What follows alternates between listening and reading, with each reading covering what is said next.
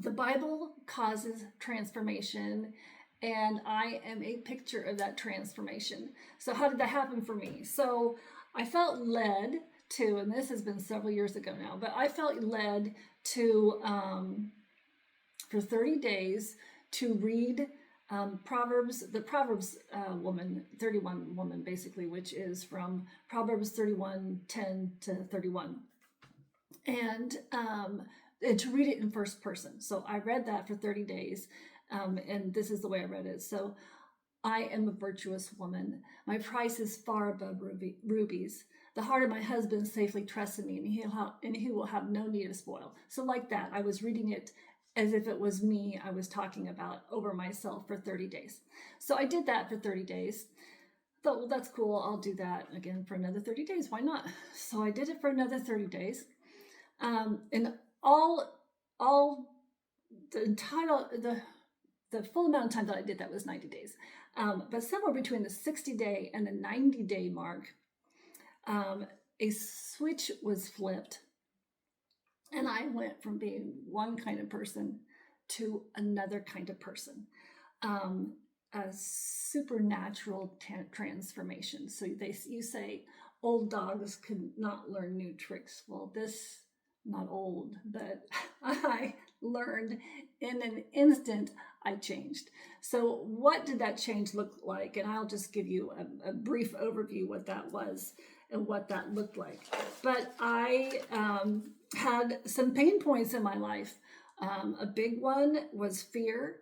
And that also had to do with not wanting to do anything that took me out of my comfort zone. So I would stay in this little bubble of my comfort zone. Poor self-image. I was stuck. There was no change. I had no goals or dreams or a big, vision that pulled me forward. And because I didn't have any of that, there was also, of course, no growth supporting systems in place. Well, like I said, at that 60-day mark, this kind of everything flipped on its head. And all of a sudden I had, one of the things is that I had a complete identity shift, a complete personality shift. And how did that happen? Well, I'm telling myself for 60 days here, these upwards of 90 days, who I am, what my identity is. And in that process, through the supernatural power of the word, my whole identity and my personality actually shifted. So I went from poor self-confidence to a healthy self-image. I went from, I could be easily manipulated to you could not manipulate me any longer. Like I have a rod of steel up my back. So I had a complete personality shift, which was rather amazing. I went from, I didn't have no change, stuck to I went to a fire hose of personal growth and personal development. So gobbling up all sorts of categories and topics of information that interested me, such as personal health, business, mindset, finance, all of these things that I was interested in, that I wanted to grow in more, so that not only it could help me, that I could also then turn around and use these things that I have learned to help others as well, because what we learn is not just for ourselves, it is to be used to help others. And I did that through books and through podcasts, YouTube, all of that, just constant absorption of knowledge, which I am still doing to this time. And I went from fear-driven, not wanting to get out of my comfort zone, to, and this part is a journey. You don't all of a sudden not become fearful. The process of becoming not fearful is getting out, being willing to get out of your comfort zone. So at that point, I then started stepping out of my comfort zone. And that is how you lose that fear, is you have to put in the reps. You have to do the scary thing, and you have to do it afraid. It always bothered me, that saying where it's fear is acronym for false evidence appearing real. well, that's a bunch of malarkey, because you're out there and you're afraid and your knees are knocking and your hands are shaking and your voice is quaking. You're afraid, okay? It's real. It's fear. But the only way to get through that is to do it. You do it afraid. And until this place that used to not be your comfort zone is now your comfort zone, because you've done enough times that you're now comfortable doing it. That's how you get over your fear. So learning to embrace the uncomfortable. And, at that point in time, then I was goal oriented. I had a vision in place. I was willing to dream now, because now I was willing to get out of my comfort zone. Before, you're not going to dream because you're not going to get out of your comfort zone. But that whole change in my mindset put me in a place where I'm willing to dream. I'm willing to create a vision. I'm willing to put the goals in place so I can attain the vision. And then now that I have these dreams and these goals and these visions to support my personal growth and my development, now I have, when I was putting in these systems and these routines and these habits that help to support my personal growth and my personal trajectory. This all by reading the Word, and in this case, for me, it was Proverbs 31 woman for 90 days. So what does the Word say about this, actually? Romans 12:2 says, you are transformed by the Word. And so your transformation comes through reading the Word.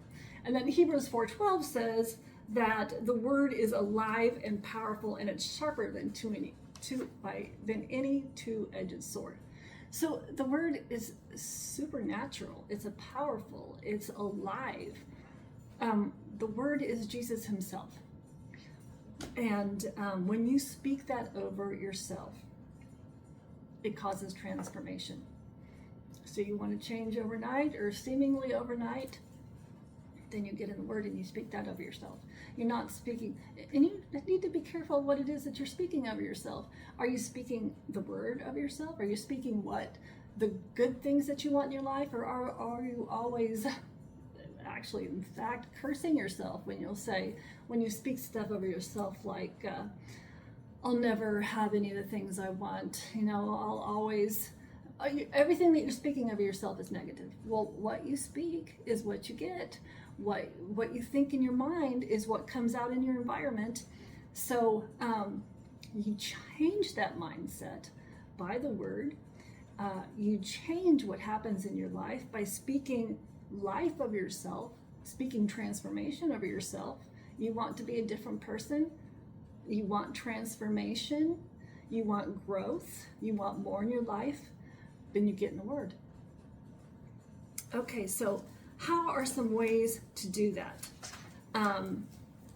Well, one of the things that I did when this worked for me, and I actually did this part just recently, is I have memorized other parts of Scripture, but memorize parts of Scripture, like Psalms 23, the Lord is my shepherd. You speaking that of yourself brings peace into your life. It brings calm into your life. You're agitated, you have full of anxiety. You speak that of yourself, like when you're going to bed, and it brings peace, helps you go to sleep. I know, because it works for me. So memorize Scripture. I've since memorized the Proverbs 31, 10-31, and I'll speak that over myself. You can do word studies when you study the Word. So things that you're interested in, and are you interested in peace over fear? So then you do word studies. When you read the Bible and you read one verse about peace, then it'll show you another verse about peace, and then another verse about peace. I mean, these days now we have a Google or ChatGPT, and you tell me all the verses on peace, and you do a word study like that. But the way I like to do it best is you'll read one verse, and it'll show you the next verse, and it'll in the margin or right there underneath the verse, and you can do a word study that way. And it's for me, I've discovered an effective way to study the Word. There's also called the magic 8-ball way to study the Word. And this was not my term. I was listening to a pastor one time in a Bible study, and he was using this in a derogatory way. and he called it the magic 8 ball, and he said, and he was poo-pooing it, saying, don't ever do this. This is one of my favorite ways to study the word, actually. And the magic 8 ball is where you just pick up the Bible and you say, what do you have to say to me today, Jesus? And you pick and you open the Bible, and where you are is what you read. I do this all the time.